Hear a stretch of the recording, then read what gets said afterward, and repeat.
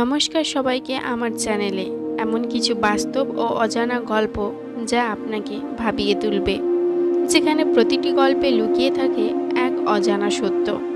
তো চলুন গল্পটি শুরু করা যাক। বাজারের ভিড়ের আওয়াজ ধীরে ধীরে বাড়ছে।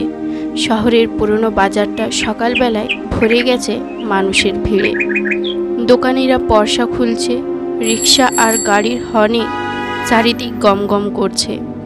এক কোণে নোংরা ধুলায় বসে আছে এক বৃদ্ধ ভিখারি, চোখে ক্লান্তি, কিন্তু কোলে আঁকড়ে আছে একটা পুরনো ছেঁড়া ব্যাগ, যেন সেটাই তার পৃথিবী।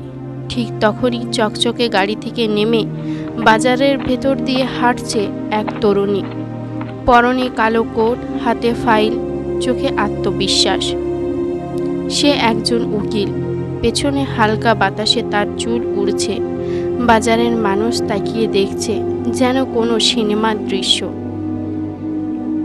হঠাৎই ভিখারিটি দাঁড়িয়ে চিৎকার করে উঠল, এই মেয়েটা চোর, আমার ব্যাগ চুরি করছে, ধরো ওকে ধরো। চারপাশে সবাই থমকে গেল। কেউ অবিশ্বাসের দৃষ্টিতে ভিখারির দিকে তাকাচ্ছে, কেউ আবার মেয়েটার দিকে। বাজারের মাঝখানে একটা মুহূর্তে সময় থেমে গেল যেন। একদিকে সুশ্রী শিক্ষিত আইনজীবী মেয়ে, আর একদিকে ধুলোমাখা পোশাকে এক অসহায় বৃদ্ধ। কে সত্যি বলছে? কেন ভিখারি এমন অভিযোগ করল?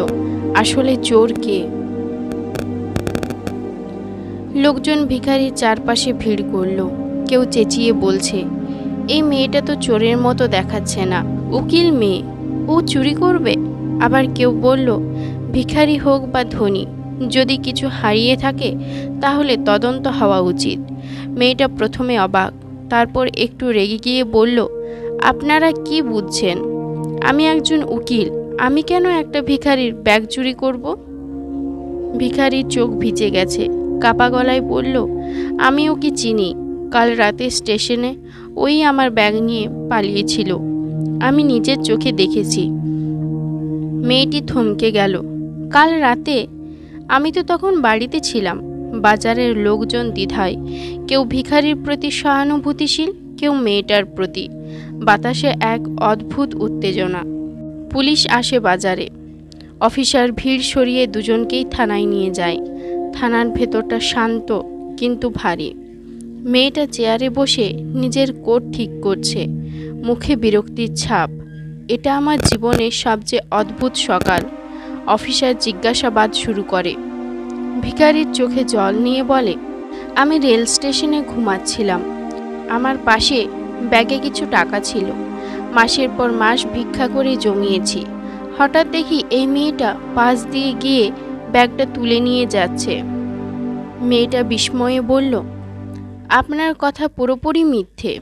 আমি গতকাল রাতে বাড়িতেই ছিলাম, আপনার ব্যাগ আমি দেখিইনি।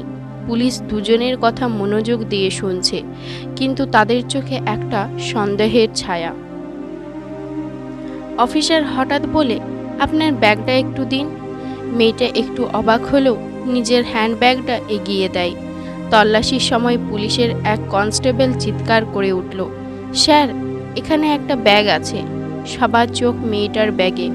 ওখান থেকে বেরিয়ে আসে ছেঁড়া কাপড়ে মোড়ানো একটা পুরনো ব্যাগ।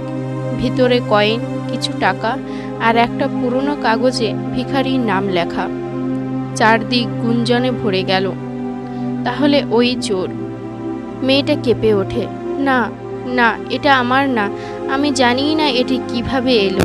তার মুখে ভয়, অপমান আর অবিশ্বাসের মৃষ্য ছাপ।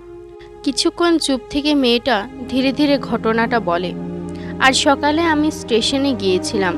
তখন একজন অচেনা লোক আমার কাছে এসে বলল, আপনি একটু এই ব্যাগটা ধরে রাখবেন, আমি একটা কল করে আসছি। আমি ভেবেছিলাম হয়তো জরুরি কিছু, তাই ব্যাগটা হাতে নিই, কিন্তু সে আর ফেরেনি।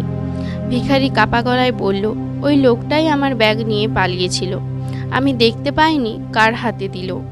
অফিসার তখন বলে, ঠিক আছে, সত্যিটা বের করব, সিসিটিভি ফুটেজ দেখা দরকার। পুলিশ স্টেশনে সিসিটিভি ফুটেজ বের করে। দৃশ্যে দেখা গেল এক অচেনা লোক ভিখারির ব্যাগ নিয়ে মেয়েটার দিকে আসছে। মেয়েটা ব্যস্তভাবে ফোন দেখছে, আর লোকটা ব্যাগটা তার হাতে দিয়ে ভিড়ের মধ্যে হারিয়ে যাচ্ছে। সবাই একসাথে নিঃশ্বাস ফেলে বলল, তাহলে ওই লোকটাই চোর। মেয়েটার চোখে জল। আমি সত্যিই জানতাম না।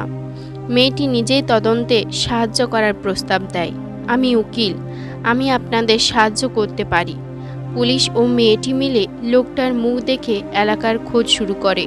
সিসিটিভিতে তার পোশাক, হাঁটার ভঙ্গি, চেহারা সব দেখে একটা স্পষ্ট প্রোফাইল বানানো হয়।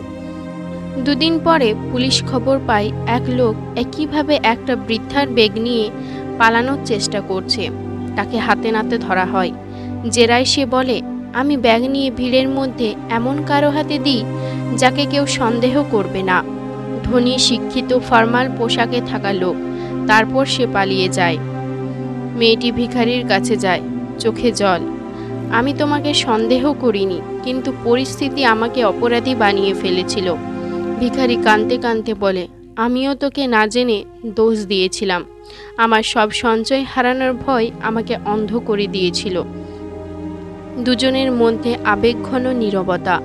মেয়েটি সিদ্ধান্ত নেয় সে ভিখারিকে আইনি সাহায্য করবে। মেয়েটি নিজের দক্ষতা নিয়ে আসল চোরের বিরুদ্ধে মামলা চালিয়ে তাকে শাস্তি দেয়।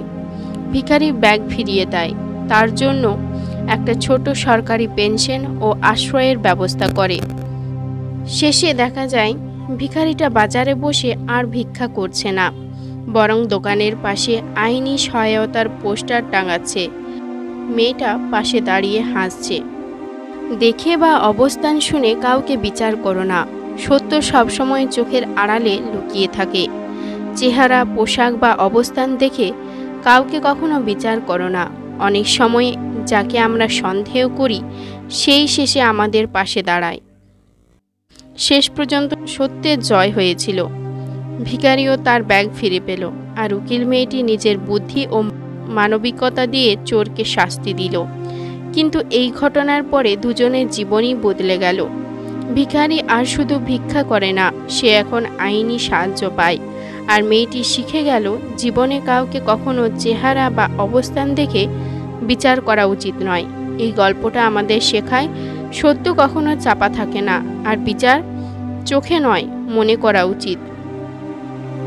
এই গল্পটা আপনাদের কেমন লাগলো তা কমেন্টের মাধ্যমে জানাবেন। আর এইরকম আরও শিক্ষামূলক গল্প পেতে হলে আমার চ্যানেলটিকে সাবস্ক্রাইব করে রাখুন। নমস্কার।